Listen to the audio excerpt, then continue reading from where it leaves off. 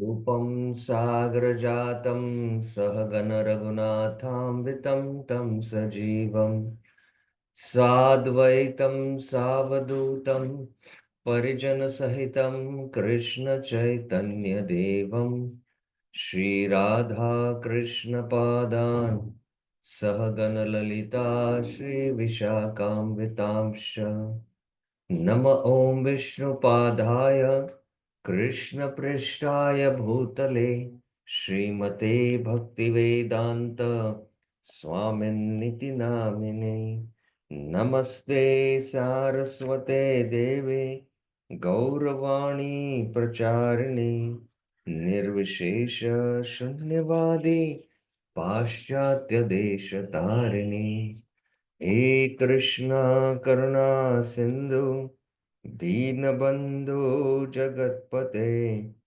गोपेश गोपिका कांत राधा कांत नमस्तुते तप्त कांचन गौरांगी राधे वृंदावनेश्वरी वृषभानुसुते देवी प्रणमामि हरिप्रिये वाञ्छाकल्पतरुभ्यस्य कृपा सिन्धुभ्य एव च पतितानां पावनेभ्यो वैष्णवेभ्यो नमो नमः जय श्री कृष्ण चैतन्य प्रभु नित्यानंद श्री अद्वैत गदाधर श्रीवासादि गौर भक्त वृंदा हरे Krishna Krishna Krishna Hare Hare Hare Ram Ram Ram Ram Hare Hare. So welcome to the Bhaktyaloka series. Among the six faults, Atyahara Prayasascha, Prajalpo Niyamagraha, Janasangascha Laulyam cha, Shadbera Bhaktir Vinashyati. Vishresh Rupena Nashyati. Any of these six or all six items, they destroy our devotion. So we have discussed up till now Atyahara, Prayasa, Prajalpo, Niyamagra. We discussed quite in detail what does the term principle and rule mean. And then we went into, the twofold meaning of Niyamagraha, Niyam and Agraha. And then we went into Bhaktivinoda Thakur's detailed explanation of how there are rules which help us to, you know, take from ourselves from the conditioned state to the liberated stage. And at each level, there are do's and don'ts. And by following particular level, you advance to the next. If you don't follow, then you degrade yourself. And then there are constitutional rules, conditional rules. What are the constitutional do's and don'ts? What are the conditional do's and don'ts? So Bhaktivinoda Thakur very, very systematically uh, explains Niyamagra. And we saw that elaborately in the last two, three classes. So today we'll be discussing about Jana Sanga. Jana Sanga means very clearly associating with worldly minded persons who are not interested in Krishna consciousness. Because Sangha means sadhu Sangha also can be, Jana also can refer to sadhus. So here it is very specifically made clear by Srila Prabhupada, it is worldly minded people who are not interested in Krishna consciousness. So let's see what Bhaktivinoda Thakur has to say in his article. The word Jana means both male and female human beings. So today, there's a lot of protest, in the literatures, it's only referring to the masculine. But, it really is not like that. So here Bhaktivinoda Thakur is making it very, very clear that, Jana refers to both male and female. Srila Rupa Goswami has written in the Bhakti Rasamrita Sindhu, Sadho Sangha Swatovara. A devotee should associate with devotees who are more advanced. Swato Vara. Vara means superior. Sanga, Sanga, you have to have swato. Swato means superior to myself, vara, advanced than ourselves. Generally, the practicing devotees are superior to karmis and gyanis in all respects. So here, first of all, he establishes that the devotees are superior to karmis and gyanis. In the Bhagavad Gita, it is said, Esham tu antagatam papam jananam punya karmanam te dvanda moha nirmukta bhajante mam drida vrata. But those whose sins have been destroyed, Esham tu antagatam papam, by acts pleasing to the great souls, punya karmanam. These are punya karma refers to hearing and chanting. It's the ang of bhakti. It's not referring to the punya in the term pious activities which are offered in the karma kanda portion of the Vedas. No, punya refers to acts pleasing to the great souls. Acts pleasing to the great souls are, satatam kirtayanto mam, who are free from the ignorance arising from duality. Te dvanda moha nirmukta. Worship me with determination. Bhajante mam dridhavrita. So Prabhupada, Bhaktivinoda Thakur, that the devotees are superior to karmis and jnanis, to establish that he is quoting this verse, and he is saying that the devotees are naturally pure because they are free from sins. There is no possibility for them to commit sin. So he is quoting this verse. Now, I would like to mention here, and please hear this a little carefully and try to understand, that this verse has a twofold application. Twofold application in the sense that one who takes up to bhakti, as long as he is not free from sin, he cannot take up to bhakti. So Prabhupada sometimes quotes this, that my devotees are free from sins because that's why they have started practicing pure devotional service. They have started taken up to devotional service. And he quotes this, Isham to Antagatam Papam Jananam Punya Karmanam. So because as long as Antagatam Papam has not happened, then you cannot engage in hearing and chanting. So this is one level of purity required to enter into devotional service. But this verse also, just like Nashta Prayeshu Abhadreshu, Nityam Bhagavata Sevaya, Bhagavati Uttama Shloke, Bhaktir Bhavati Naishriki. So when we take up to devotional service, Kleshagni also has to happen. The Sukrututta anarthas and the Dushkrutta anarthas should be destroyed. And with the bhajan of Shuddha Bhakti, please remember, with the bhajan of Shuddha Bhakti, when all the Sukrututta and the Dushkrutta anarthas are destroyed, then we attain steady devotion in the form of Naishtiki Bhakti. And our bhajan becomes Dridhavrata. So this also refers to the stage of Nishta, where one is Nashtaprayeshu, Abhadreshu. I hope you're getting this point. So Bhaktivinoda Thakur is using this in the beginning stages, and as also Prabhupada uses it, but both ways you can refer or substantiate by this verse. So he's saying that the devotees are naturally pure and there's no possibility of them to commit sin. They are not less intelligent like the karmis and gyanis because they have taken shelter of the lotus feet of the omniscient Supreme Lord. So because they are taken shelter of the Supreme Lord, so they are not less intelligent. Faith in the devotional service of the Lord is achieved as a result of many lifetimes of pious activities. So this is what is called as Agyata Sukriti. So this Agyat Sukriti is nothing but Bhakti Unmukh Sukriti. Sukriti which is done in relation to Bhakti. Like, some sadhus come to your place and they are actually Vaishnavas. They are Vaishnava sadhus. And you don't know, who is a Vaishnava, what Vaishnavism philosophy is, and you just serve them. So this is Bhakti, knowingly, unknowingly performed devotion. So that is Agyat Sukriti. So this Agyat Sukriti, when it accumulates over lifetimes and it accumulates to quite a huge quantity, then that transforms into faith in devotion. And you come in the association of devotees and take up to practice of devotional service, hearing and chanting. So that is what this verse, and that's why you are purified now. You have come to that stage. You have accumulated many lifetimes of Agyata Sukruti, and it is Bhakti Unmukh Sukruti. Please remember that. So there is no doubt that the devotee's activities are pure.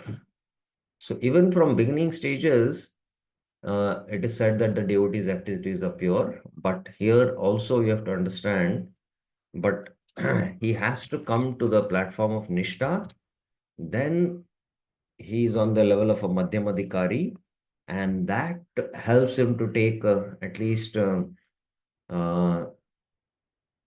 Shuddhanam over a very advanced stage in the Bhava and Prema, he can give Nam to others. So the Kanishta Adhikari is chanting, but it is not Shuddhanam, it is at best Namabhas or Namaprad. So we have to understand these different levels also which are there. And when we read the Harinam Chintamani, all this is very, very clear. From faith, the desire to associate with devotees naturally arises. By associating with devotees, everything is achieved. So Shraddha, that Agyat Sukriti, it transforms into the intelligence by which we associate with sadhus and hear from the sadhus, the bhakti literatures.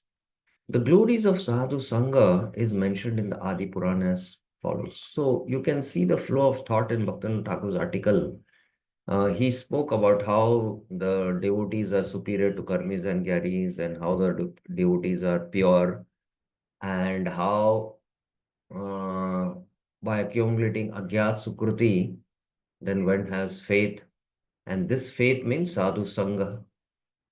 And now he's speaking about the glories of sadhu sangha because he's going to address about jana sangha. But before that, he's expressing the glories of sadhu sangha. So what are the glories of the sadhu sangha? Ye me bhakta jana partha, na me bhaktaste, sorry, na me bhaktascha te jana.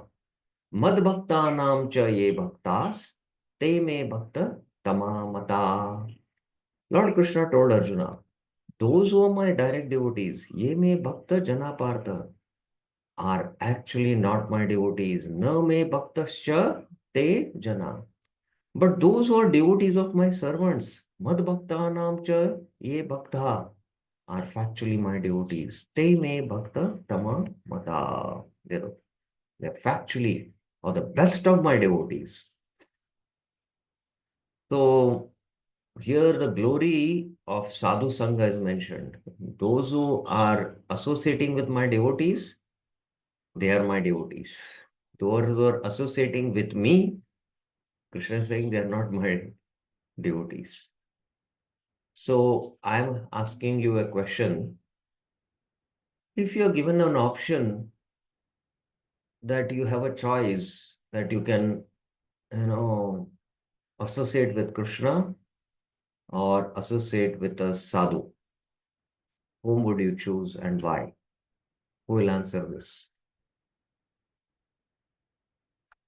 If you had a choice given that you have to you have an association of Krishna, Krishna is available, Krishna has come here and he's there in the next room. And in the next room, right to him, there is a sadhu, a pure devotee sitting. You have a choice among the two, which one you'll select, and you'll have to tell us why. Who will answer this? Which choice you'll go for? Associate with the sadhu or to associate with Krishna? Who will answer this? Shubha Ikshana Krishna Prabhuji, yes. Hare Krishna Prabhu. Prabhu, I would prefer for sadhu No, because your voice is not audible at all. Uh, yeah, Prabhu. Prabhu, Yes. Prabhu yeah. Yeah, Prabhu, I would prefer to associate with Sadhu because he is the representative of Krishna, and with him, and because of him only, we know Krishna as on today. And also, as per our philosophy in Gaudiya Vaishnava, we follow the principle of Dasa Anudasa, so servant of the servant of the servant of Krishna. Yeah, see, but see, by associating with sadhu, the sadhu will actually speak about Krishna. Ultimately, goal is to attain Krishna. But no, the goal is available. Krishna is available. But without Sadhu, Sadhu is a Krishna, via medium for us to reach to Krishna, and Krishna is available. but without Sadhu, Krishna will never appreciate us that we are bypassing the pure devotee of the Lord and reaching Krishna. So, yeah, that's well said. But now, by associating with Krishna, there is no guarantee you'll get Krishna Prem. But by associating with the sadhu can give you Krishna Prem. Because Haribo. sadhu has that attraction for Krishna. He has love for Krishna. Because many asuras also associated with Krishna. They did not get Krishna Prem. So that is the glory of associating with a sadhu. Okay. Again, another verse. Regarding the need to associate with devotees, it is said, Darshana Sparshalapa Sahavasadivishanat Bhakta Punanti Krishnasya Sakshadapi cha Pukkasham. Even an outcast, Pukkashamapi, becomes completely pure. Punanti. Punanti means purified by seeing, touching, conversing. Darshana, Sparsha, Alapa, or living with Sahavasadivi, Krishna's devotee, Krishnasya Bhakta Sakshat, for even a moment, Shanat. So this is the need or the glory of associating, you know. Sadhu Sanga, Lava Matra Sadhu Sanga, Sarva Siddhi Hoy. Sarva Siddhi. You'll attain the Siddhi that is Krishna Prem.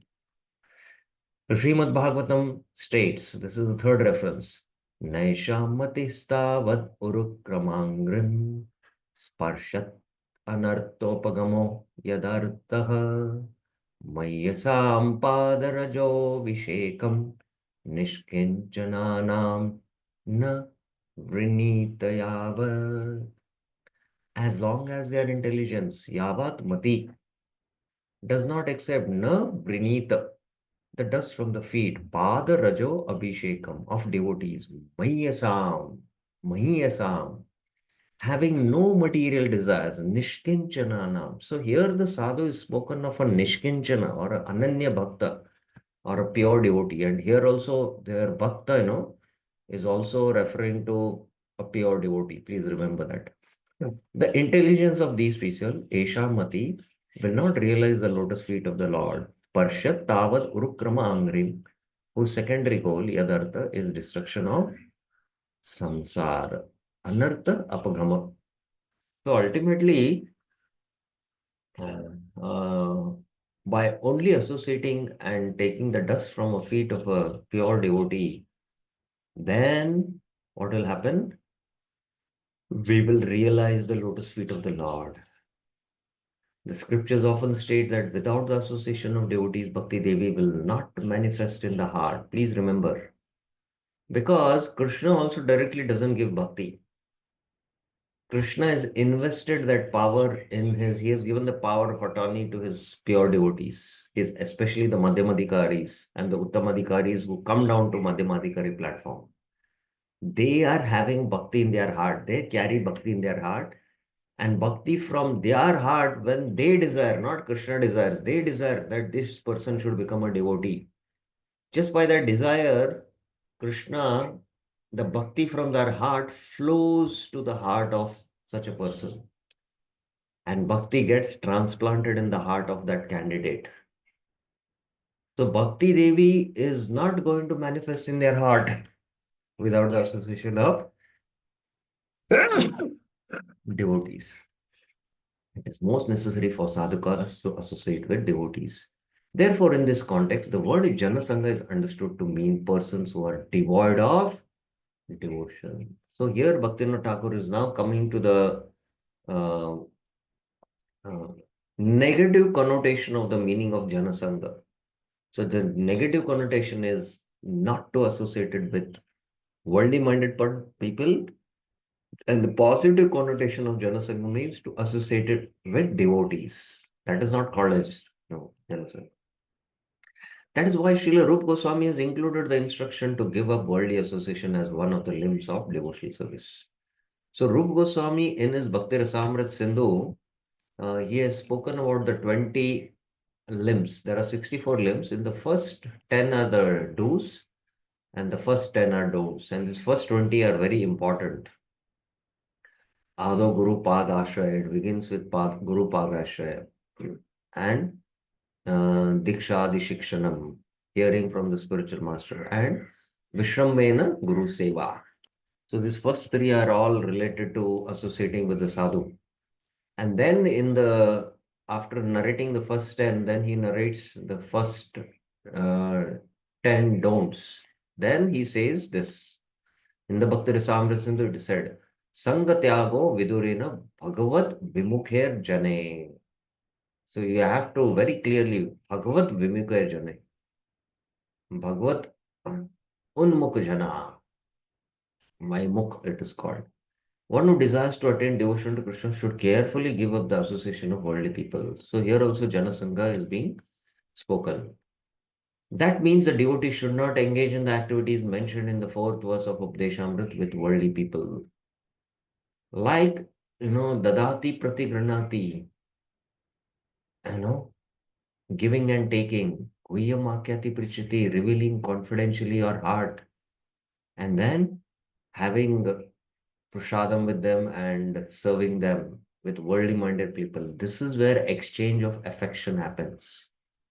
And because of this exchange of affection, it will affect your heart. Activities like talking with worldly people in the course of one's work is not considered association. Please mark this. Many times devotees, we go to office, we associate with so much worldly minded people. But that is not Janasanga. Only when you give your heart. And there is that story of the crocodile and the monkey. The crocodile and the monkey were very good friends. The crocodile stayed in the other side of the river and it is to come this side. And then the monkey was on this side of the river on its tree. And they had very good friendship. They had heart-to-heart friendship. So one day the she crocodile, the wife of the crocodile said that, I want to eat the heart's monkey. Please, carry him on this side and get him, I want to eat it. So, the husband has to satisfy the wife's desires. So, because of the she crocodile's desire, although they had very great friendship, but now, he wanted to cheat him. So the crocodile came, crossing the river this side, and then they had some discussion. Actually, my wife wants to see you, and she has invited you for some feast. Please come. So the monkey immediately jumped on the back of the crocodile and he was carrying the river. And in between, he revealed that, actually, my wife wants to eat your heart. So now this monkey was in trouble. Array, what to do now? How can I save myself? So somehow he got the right intelligence. Oh, you should have told me that your wife wants to eat my heart. I have left my heart on the tree. Kindly take me back. I'll get my heart. So somehow the crocodile got bewildered and he turned back. And he came on the other side of the shore. The monkey immediately jumped and went safe. And that's how the monkey was saved. So this is a Panchtantra story. This story illustrates that you can associate with worldly minded people, but don't give your heart to them. That means don't have heart-to-heart conversations.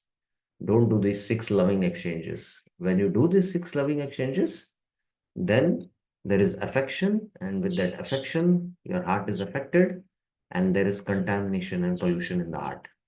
When the same activities are done with affection for someone, then that is considered association with that person. So this is what affection means, giving your heart. I hope you clearly understood this. Okay. Even practicing devotees should know the various kinds of worldly people. Therefore, we are hereby most unwillingly enumerating these people. Bhaktivinoda Thakur is saying unwillingly. He has to speak about these worldly people. He has to speak about other people to instruct us. Unwillingly, he is doing it. We spoke about, Prajalpa, that we should not speak about others. Now, Bhaktivinoda Thakur is going to speak about other people, but he is doing it unwillingly for our benefit. So this is not Prajalpa in one sense. I hope you got the point. These worldly people are of seven kinds. Mayavadi and atheists, sense enjoyers, those who are fond of sense enjoyers, women, womanizers, the hypocritically devout, the ill-behaved, foolish outcast. Okay, so these are the seven, and each one he will deal so that we can understand what is Jana Sanga. Now, before I deal that, up till now, what we have discussed, any questions you have, any clarifications?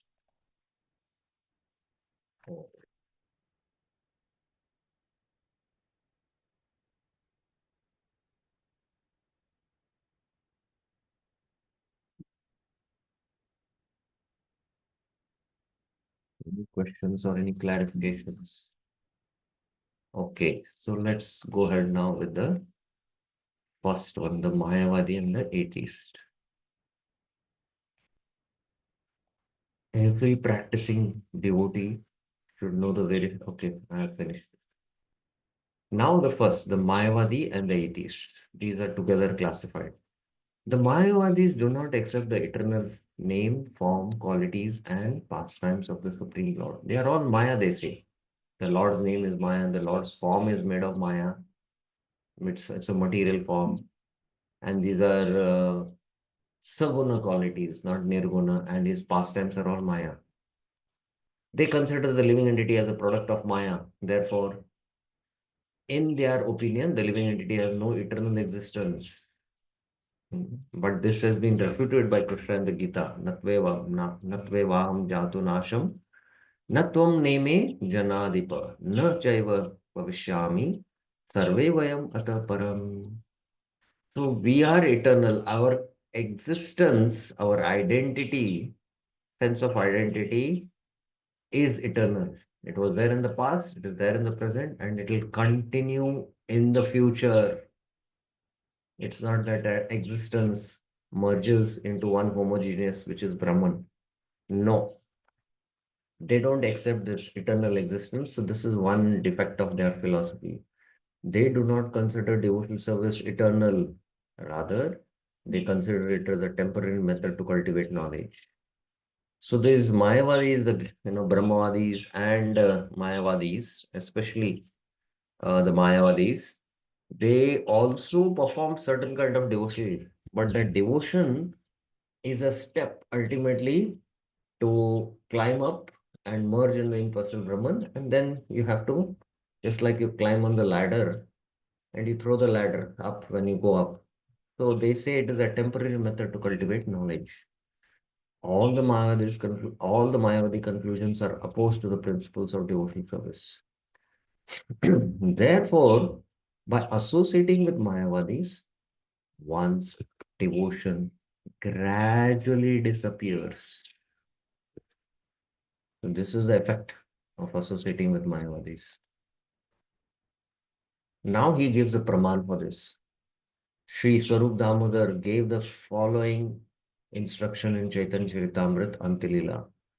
बुद्धि भ्रष्ट होइल तुम्हारा गोपाल संगे मायावादी शुनि बार उपजिल रंगे वैष्णव हान एबे शारीरिक भाष सुने सेव्य सेव्य सेवक भाव छाड़ी अपनार ईश्वर मान्यो.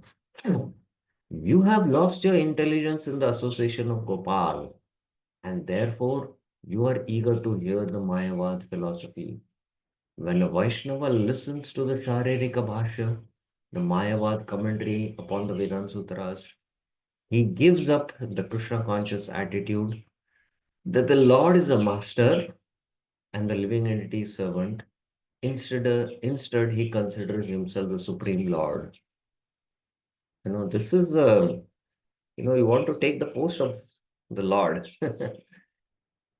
This is the effect of hearing Mayavad philosophy. Now, there is in the Chaitanya Charitamrita Antilila of Bhagwan Acharya. Bhagwan Acharya is actually an eternal associate of the Lord in the spiritual world. He's a Gopa, but he's also very innocent.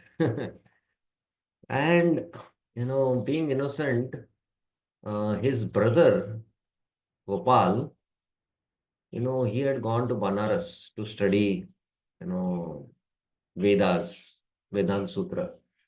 And he had studied the Sharirika Bhashya. And he came to Jagannath Puri.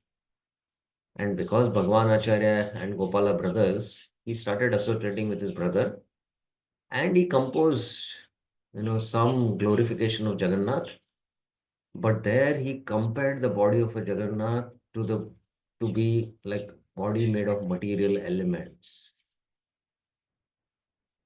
And he recited this verse. It seemed like a glorification of the Jagannath, but actually it was like condemnation. And Bhagavan Acharya being innocent, he, wow, what a composition. My brother has done this composition. Very nice, very nice. Let us, take it and show it to Mahaprabhu. But Mahaprabhu had a principle that anything which is before recited before Mahaprabhu has to go to Swarup Damodar to see whether it is as per Siddhant and there is no Rasabas. So Siddhant and Rasabas is to be first verified by Swarup Damodar. And only then it has to be presented to Mahaprabhu for his pleasure. So when Bhagwan Acharya presented this verse to Swarup Damodar understood the Mayavad tinge in it. And immediately he chastised. Buddhi prashta hoila tumhara. Gopal is Sang. You have lost your intelligence in your brother's association. Mayavad shunibe upijile ranga, and that's why you're hearing Mayavad philosophy. When a Vaishnava listens to Sharirik Bhash, Vaishnava ne abhi Sharirik Bhash suni, what will happen? He gives up his Krishna conscious attitude that the Lord is master and the living entity is servant. Sevya sevaka bhav chadi, apanare Ishwar mani. Instead, he considers himself the supreme Lord. So this is the effect of hearing Mayavad philosophy. Now, please remember, Chaitanya Mahaprabhu uh, is teaching us through his associates. Bhagwan Acharya is an eternal associate, but yet he is little innocent. He is a Gopal. He is a Gopa in Krishna Lila. And sometimes devotees also being innocent, they hear here and there. They hear here and there. And they don't know the effect of such hearing. And nowadays, you need not go here and there to hear to some Krishna Katha or Sadhu Katha. You have the mobile with you and you have the YouTube and you start hearing from so many so-called sadhus. But are they coming in the parampara? Are they seeking the right Siddhanta? Have you verified that? Can you understand that it is actual Siddhanta? You better go and ask your spiritual master, can I hear from this particular sadhu? Then your spiritual master will tell. Otherwise, if you keep on hearing, you will gradually get contaminated. What Bhaktivinoda Thakur is saying, once devotion gradually disappears. And I have seen this happening, that they, associate with the sadhu on their, devices, mobile devices, by hearing YouTube and all. And it has more effect in one sense. And they subscribe to that philosophy and they feel, oh, this is also like the same Gaudiya Vaishnava philosophy only. But really, what happens is you get very, very deeply affected. And I've seen many devotees also gradually deviate and leave the association of devotees and leave their practices. So please take this very, very seriously. Those who do not accept the Supreme Lord who is glorified for the Vedas are called Gnostic or atheist. Their minds have been polluted by false arguments. Therefore, one's devotion is lost in their association. So, one word about Gnostic. After speaking about Mayavadis, one word about Gnostic. Uh, Bhaktivinoda Thakur is mentioning. Now, any questions on this before we go to the next one, sense enjoyers? Any questions, any clarifications?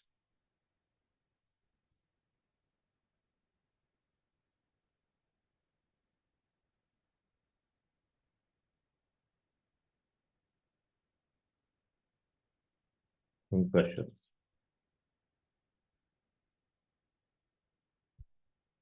Any clarifications? No. Okay.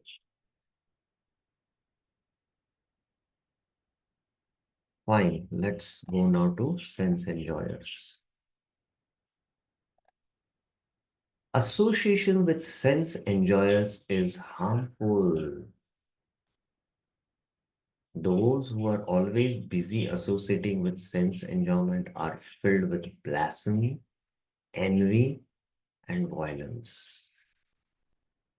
Actually, when people enjoy in this world, that enjoyment is a manifestation of envy which they carry against Krishna in the heart.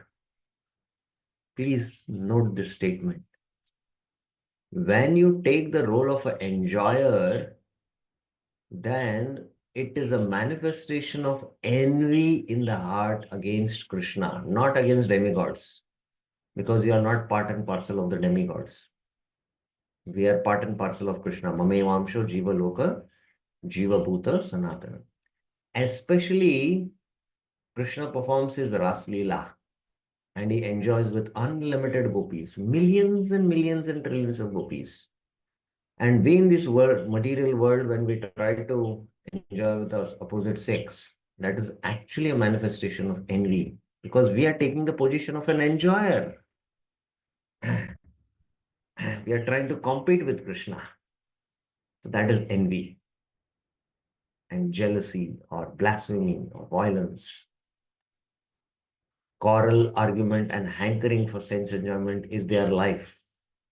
So they, in order to enjoy, they will quarrel, they will argue, and they are always hankering for sense enjoyment.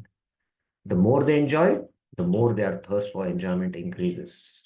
And we know that when you pour fire in ghee, the fire doesn't douse, the fire again burns. The sense enjoyers do not get time to speak or hear topics of Krishna. When they engage in pious activities, whether they engage in pious activities or sinful activities, the sense enjoyers always remain far from the knowledge of the self. They might be, engage in so-called pious activities, but that's all an external show to show how great I am, how religious I am, all this.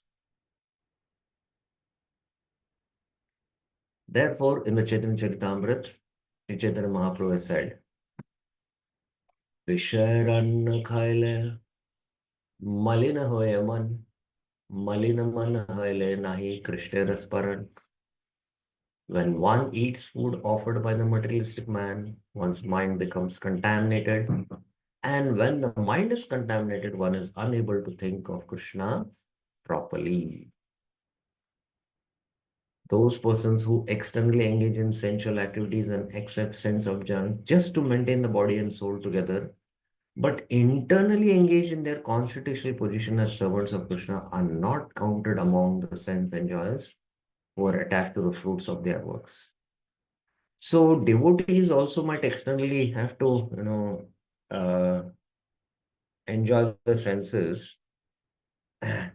They seem to be engaged in sensual activities, but they accept them in the mood of the Lord's mercy. This we spoke in Atyahar, if you remember, as not in the mood of enjoying spirit. So then what happens? What happens? They are actually not sensual there. Now Bhaktivinoda Thakur goes a little more deeper. Now these are the third, those who are found of the sense enjoyers. This we have finished now, sense enjoyers. Now we are going to discuss the next one, those who are found of sense enjoyers. Now, if you have any questions on this second aspect, you can raise your hands. Sense enjoyers.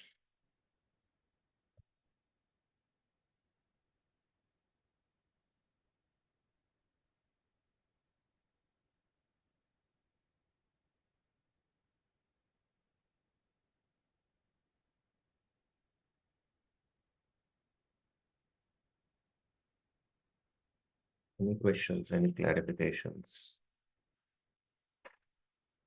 Okay, so let's take now the next one. This is very interesting. The third one, please hear very carefully. Chakram Prabhuji, yes. Hare Krishna, Prabhuji. So just put the clip again, that screen again. I just want to read the screen.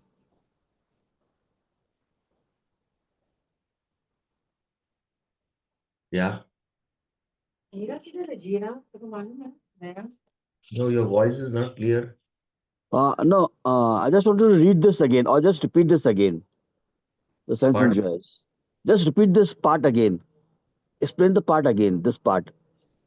No, here what Bhaktivinoda Thakur is saying, see, to maintain the body, we have to, give ahar to the body.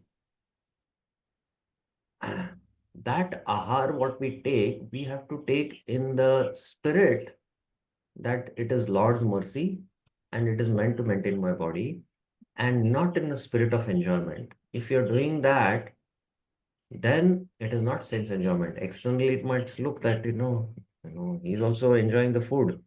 But what is the mood we should, take in? The mood is that it is uh, it is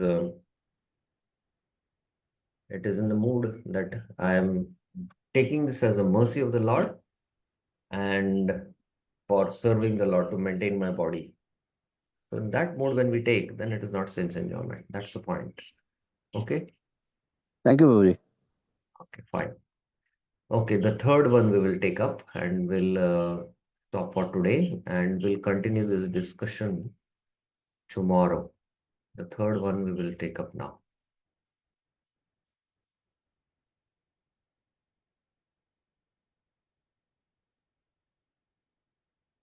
Now, those who are sense enjoyers and those who are fond of sense of the sense enjoyers are should be here.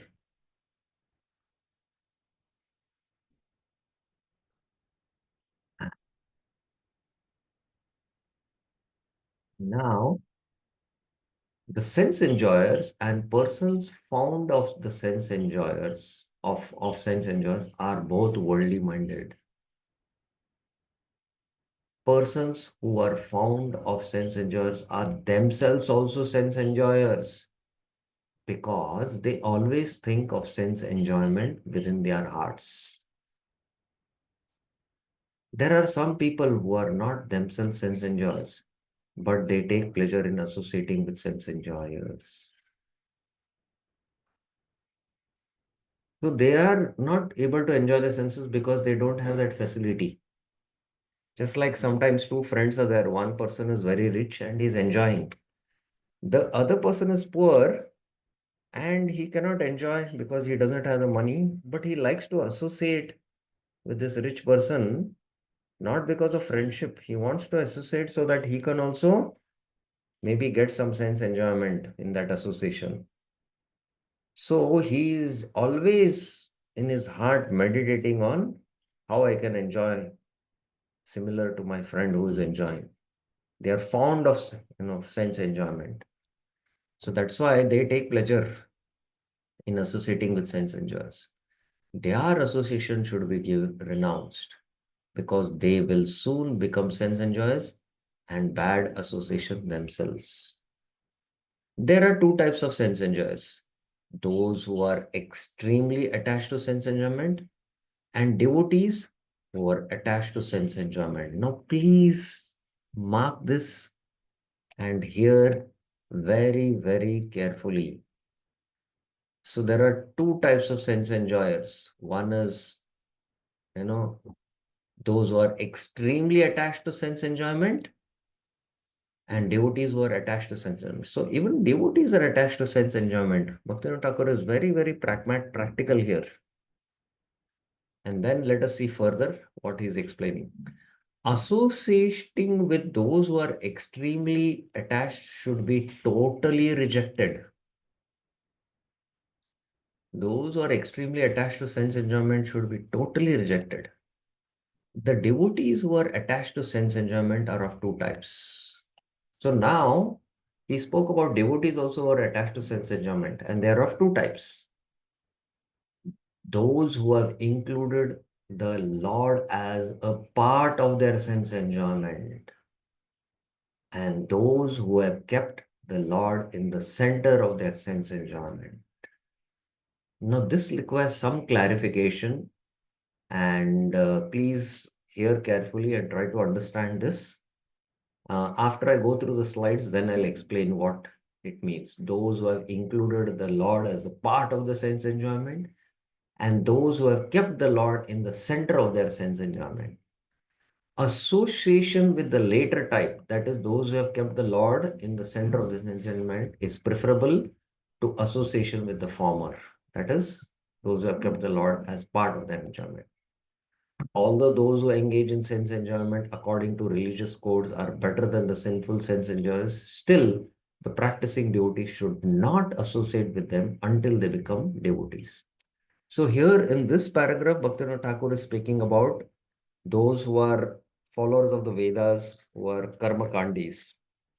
They are also enjoying by following the Vedas, by the religious codes, and they are comparatively better compared to the sinful people who are enjoying because they are not following the Vedas to enjoy. But still, we should not associate with these karma kandis. That's what Bhaktivinoda Thakur is saying. Now, coming back to the clarification about this, what does this mean? Those who have included the Lord as a part of this enjoyment, and those who have kept the Lord in the center of their sense enjoyment. So here, there is a separate attitude. It is the attitude of a separatist.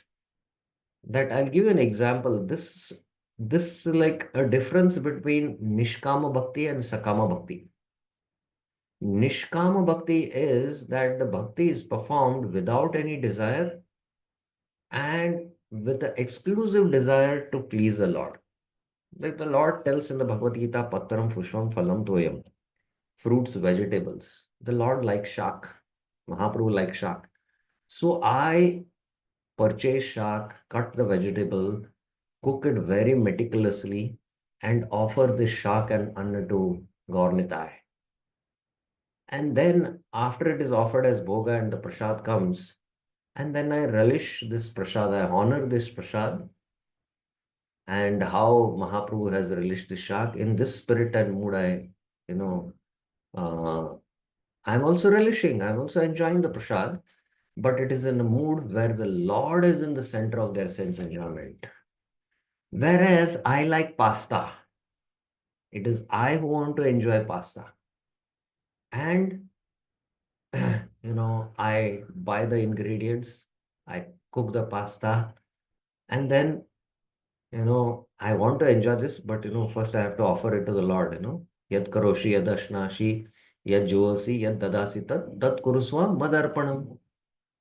So you have a desire to enjoy pasta, and that's why anyway, but I have to offer it to the Lord.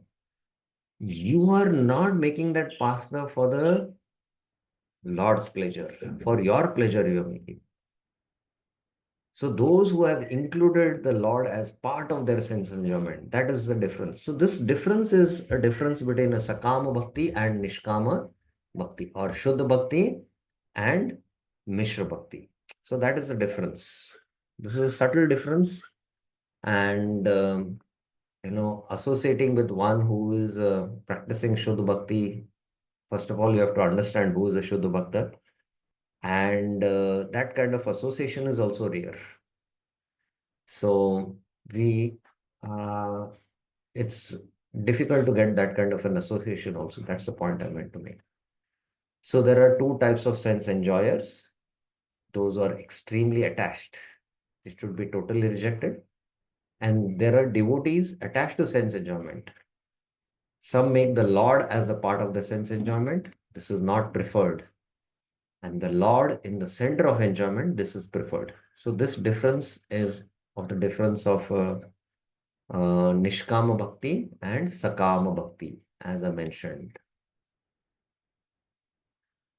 Simply by wearing the dress of the renunciate, one does not become a devotee free from sense gratification, because renunciates often collect and save objects of enjoyment.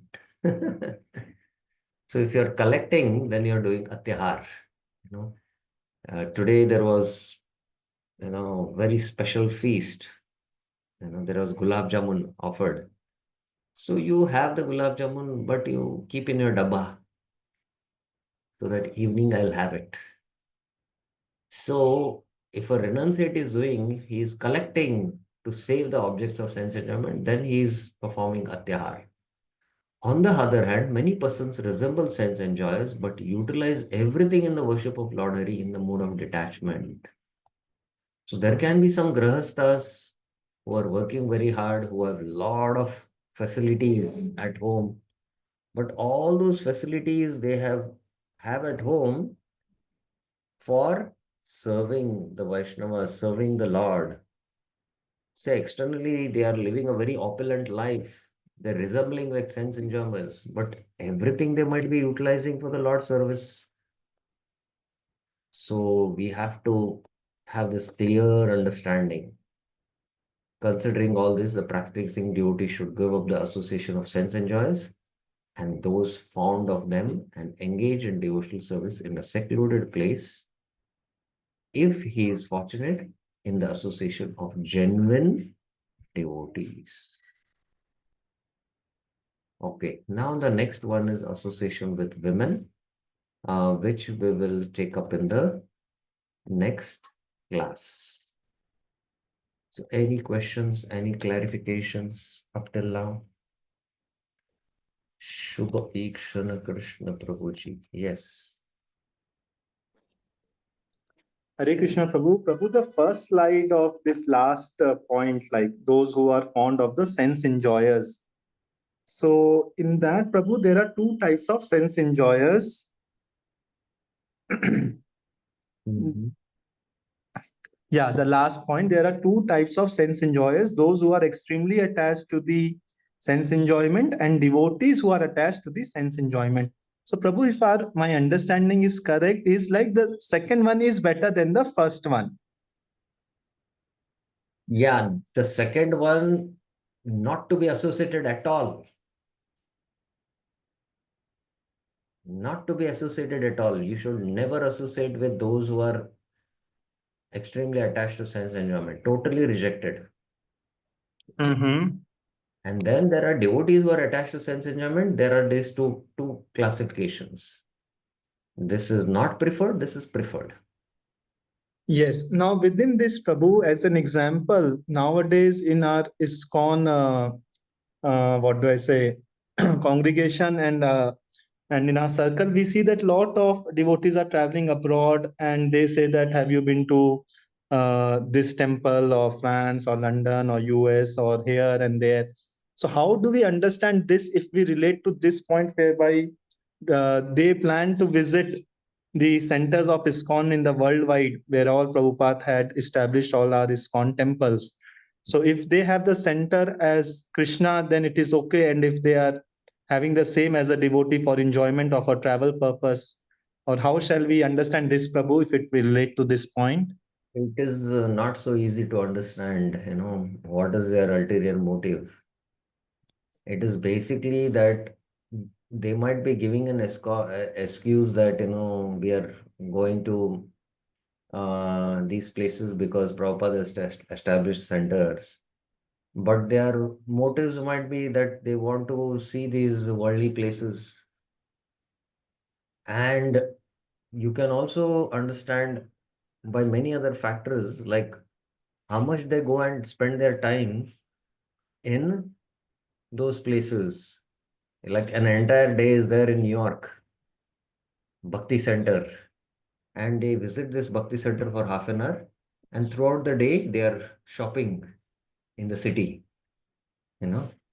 So you will have to really, evaluate it very, very carefully, you know. So there are many factors which are required for us to evaluate and understand these things. Not everything is straightforward, and you cannot clearly understand.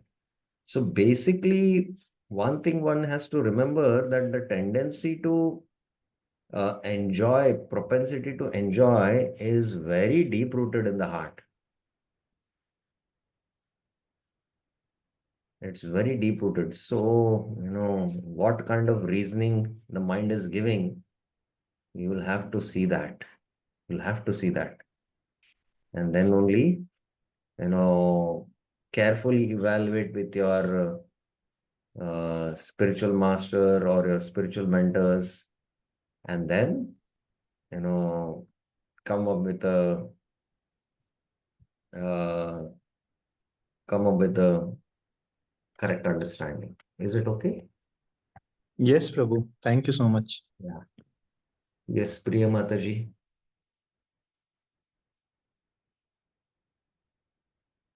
Yeah, one unmuted. Hare Krishna Prabhuji. Am I audible? Yes. Yes. So suppose maybe just an example. Maybe if my bhakti, the level of bhakti I'm doing is low, in a sense quality wise, but still if I'm having the bhav while cooking vegetable for Krishna, that everything belongs to Krishna, and uh, are you pleased with what I have cooked for you? So is that the part of Lord in the center? Is it? How do we understand? Yes, we can very clearly understand when the Lord is in the center, when we, with this kind of an intention, cook for the Lord's pleasure, that yen atma suprasidhiti, you will feel satisfaction in the heart. You will understand within yourself. You need not go outside to ask someone. You will yourself become, satisfied, and the Lord has become satisfied by your having the prasad. So that is, the inner satisfaction, yen atma suprasidhiti is a barometer by which we can see that. So there is satisfaction, just like, you have genuinely called some devotee home to, for prasad, and you, very senior devotee of the sannyasi, and you, with meticulous care and all, uh, you cook, offer, and then offer to the sannyasi, and the sannyasi is really pleased by your devotion. And that, you generally can understand that. So similarly, the Lord also. Lord is also a person. So like that it is. Okay? Okay, and Prabhuji, last one. Like being a designer, I like to play with colors. In a sense, like if there is an abhishek in the temple, it's sometimes instead of buying, just a small example to for me to understand. Instead of buying one ghagra, if I like, otherwise I'm very choosy. But if I like, I end up buying red, blue, green. But just for abhishek. So is that What you okay? buy? What you buy? Suppose I buy some ghagras, gopi dresses. Ah, okay, okay, okay. Yeah, for Lord's abhishek. Mm-hmm. But being a designer, I like colorful. So maybe I end up, instead of buying one ghagra, I end up with red, blue, green, whatever I like, 2, 3 of them. So is it accumulating, or is it, but I'm thinking that everything I'm using for Krishna. So is that Lord in the center? How should I understand it? Okay, this is like now, too much of analysis happening. Yeah, basically, um, Yenakena prakara mana Krishna niveshit. Whatever way, if the mind becomes attached to Krishna, you're doing it for actually for the deities, so it doesn't matter. So that's a general principle you have to follow. Not go into too many nitty-gritties of these things. Like, I like fruits, I buy 10 varieties of fruits for the Lord's pleasure. So it doesn't matter, So you're giving it to the Lord. So it doesn't matter, I feel. Okay. Yes, Prabhuji. Thank you so much. Thank you very, very much. Srila Prabhupada ki jai. Srila Bhaktivinoda Thakur ki jai. Shri Bhaktyaloka ki jai. Hare Krishna.